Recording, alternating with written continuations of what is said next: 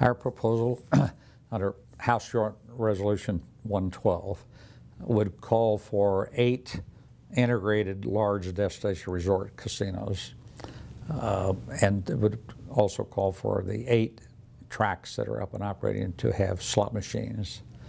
And as a result of that, then we've included the 3 Native American Indian casinos that they would be legal under our bill and would not have to go through the Bureau of Indian Affairs and a long process of trying to get gaming.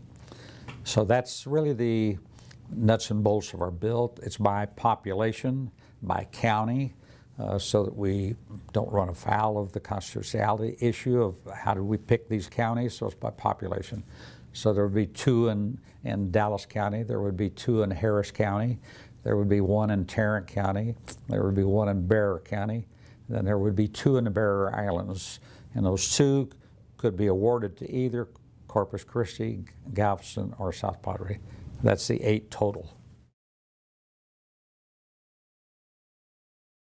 We're only asking the legislators to put that up on the ballot for the people to vote on it in November. We're not asking them to vote up or down on gaming, so it makes it fairly simple.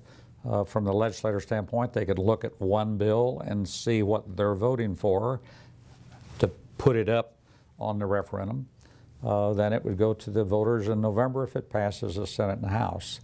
The difference this time is that we're in probably one of the highest per capita deficits of any state ever in this nation. We have a big hole that we have to climb out of, so additional revenues are being sought out by legislators. There are not many sources, but we're a source of new revenue to come into the state to help them, either help them balance the budget or use it in other facilities that we think are going to be drastically cut, such as Property Tax Relief Fund and such as higher education, both of them high on the voters list. Our bill is all-inclusive. We've always been all-inclusive, so we include the tracks of what they've been trying to get for years, VLTs or slot machines. We've included them. We've included them for a number of years. So we're all-inclusive. We fully don't understand. I've been at this many, many years as the CEO of my company in many other states.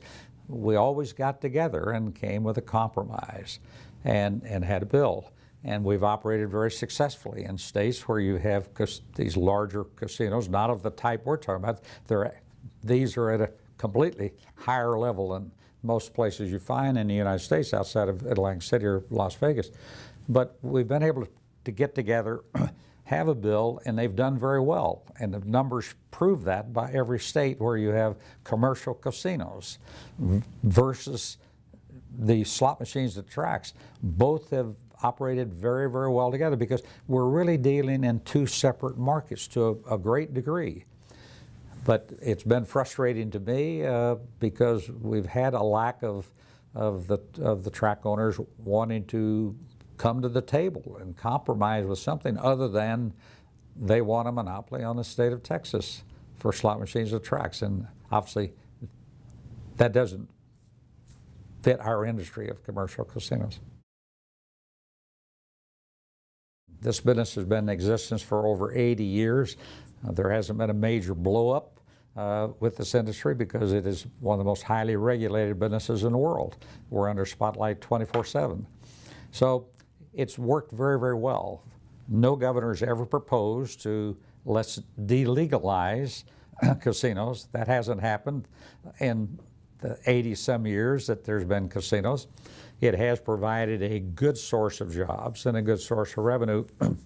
So I really don't know the theory behind, and no legislator has been able to give me any real theory of why this is not an industry that's not acceptable. If we tried to do it a Band-Aid approach of slot machines at truck stops, just slot machines at the racetracks, or whatever combination of those, and we didn't include large destination resorts as I've described the 8, then we wouldn't attract anything. We might bring a few of those people that are going outside the borders to come back in, but we could not attract any people from outside the state of Texas because the drawing radius is for the tracks only for slot machines is 50, 60, 70 miles.